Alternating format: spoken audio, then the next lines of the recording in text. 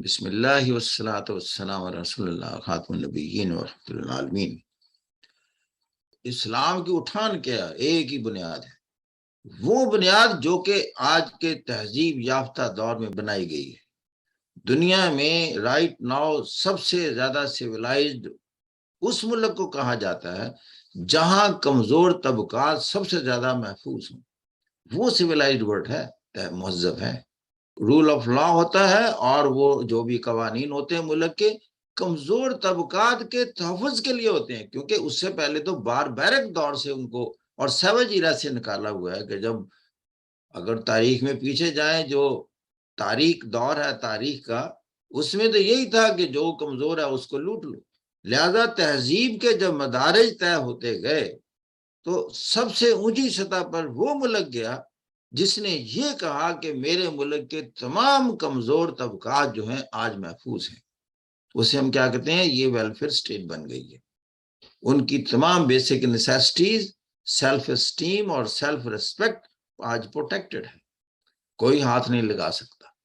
اسلام کی اگر بنیاد یہ ہو کہ آپ نے کمزور طبقات کو ڈھونڈنا ہے اور ان کی تمام ضروریات کو پورا کرنا اسٹیٹ کی بھی ذمہ داری ہے، سارے معاشرے کی بھی ذمہ داری ہے۔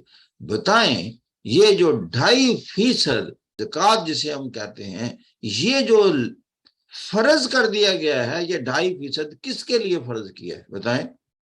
معاشرے کے تمام مفلوق الحال طبقات جو معاش کی دوڑ میں کسی وجہ سے پیچھے رہ گئے ہیں اور جن کے لیے جسم اور روح کا رشتہ قائم کرنا مشکل ہے، انہیں ڈھونڈو اور ان کو کھلاؤ۔ نمبر 2، اللہ نے کہا آنا تو میرے پاس، ہر نفس نے موت کا مزہ چکھنا ہے، میرے پاس آنا ہے۔ اگر مجھے پلیز کرنا چاہتے ہو، میری رضا سے سرفراز ہونا چاہتے ہو، تو 2.5% سے بھی زیادہ جتنا کر سکتے ہو ان مفلوق الحال طبقات کو ڈھونڈو اور ان کی خدمت کر کے میرے پاس آؤ۔ if you want to please me۔ اس کا لفظ قرآن میں کہتا ہے انفاق فی سبیل اللہ، چھوٹی چھوٹی بات پر کہتا ہے صدقہ و خیرات کرنے کے بعد میرے پاس دعا مانگو۔ یہ کیا انداز بنا دیے ہیں ان مفلوق الحال طبقات کا خیال رکھنے کے لیے۔ دعا مانگنے کے طریقہ کیا بتایا؟ چاہتے ہو کہ اگر دعا کو قبولیت ملے تو پہلے مجھے تھوڑے سے پیسے پہنچاؤ۔ بندہ کہتا ہے اللہ آپ تو کھاتے نہیں ہیں، کہتے میں کھاتا ہوں، میں ان غریب اور مفلوق الحال طبقات کے ذریعے کھاتا ہوں۔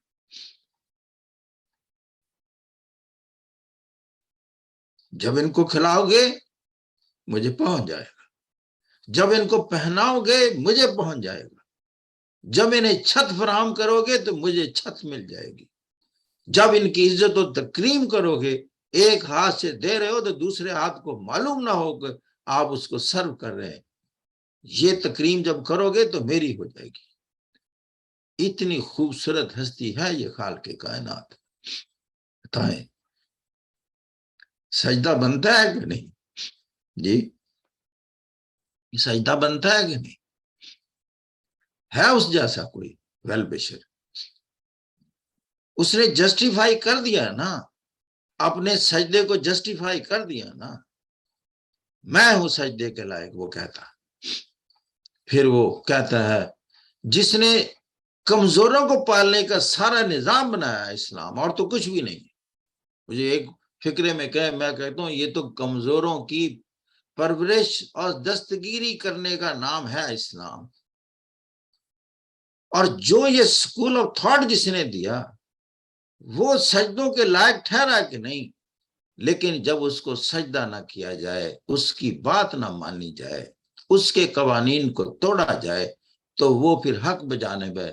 یہ فکرہ قرآن میں لکھنے کے لیے کہتا ہے افسوس مجھے یہ ہے، جی مجھے افسوس یہ ہے کہ میں سارا قرآن اور سارے انبیاء کو معاشرے کے مفلوق الحال طبقات کی نگہداشت کے لیے بھیجا اور سسٹم بنایا، لیکن انسان نے میری وہ قدر ہی نہ کی جس کا میں حقدار تھا۔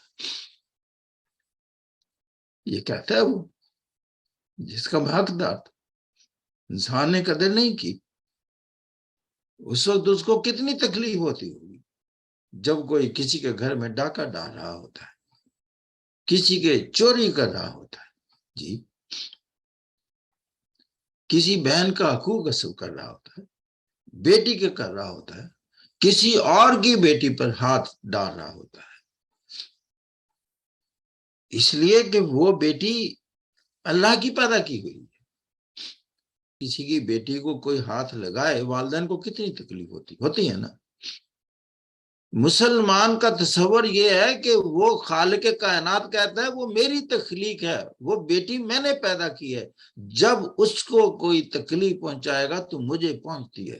اور پھر یہ دیکھیں، اگر قادر مطلق کو تکلیف پہنچ رہی ہو اور ایبسولوٹ پاور ہو، تباہ کر کے رکھ دے گا وہ، بتاؤں۔ دنیا کے اگر بلینر بھی ہوں، تباہ و برباد کر دے گا۔ ذرا مظلوموں پر ہاتھ اٹھا کر دیکھو، وہ کہتا ہے پھر میں جبار بھی ہوں، قہار بھی ہوں۔ وہ کیا اقبال کا شعر، قہار یو غفار یو قدوس یا جبروت، یہ چار عناصر تو بنتا ہے مسلمان، ساری صفات ہے۔ خیر، یہ میرا پلان تو نہیں تھا، ایسے ہی بات ہو جاتی ہے تو میری بات ادھر ہی چلی جاتی ہے۔ ہر لحظہ ہے مومن، نئی شان نئی آن، قاری نظر آتا ہے حقیقت میں ہے قرآن۔ ہمارے پلے کچھ نہیں ہے، یہ کریں کر لیا کریں، ہم تو مطلب نفس کے غلام ہیں، گناہ گار ہیں، اسی لیے مجھے پتا ہے نا یہ، لیکن کبھی کبھی اللہ کی یاد میں آنسو بہا لیا کریں، اس لیے کہ ہم ان معیاروں پر پورا نہیں اتر سکتے۔ میں تو نہیں اتر سکتا، میں تو یہی کر سکتا، لیکن چونکہ وہ مہربان بہت ہے، بہت خیال رکھتا ہے، ہماری اوقات اور حیثیت سے زیادہ خیال رکھتا ہے، آپ کا بھی رکھتا ہے، سب کا رکھتا ہے۔ اس لیے کسی دن پیار سے سجدہ کیجیے اسے، اس میں پیار ہو، چاہت ہو، محبت ہو، چوم لیا کرو، سجدے میں جا کر چوم لیا کرو، ایسے پیار کر لیا کرو۔ ہم نہیں، عالم نہیں ہیں ہم، ہماری باتوں کا کوئی غصہ منائے تو منائے، جب ہمیں علم ہی نہیں ہم تو چوم لیتے ہیں۔ وہ اتنا پیارا ہے، اتنا پیارا ہے، اس کے پاس جانا ہے پھر واپس نہیں آنا، یہی دن ہے آزمائش کی۔ جو ہو سکے اچھی بات کر لو، توبہ وہ قبول کر لیتا ہے، ساری اچھی صفات ہیں۔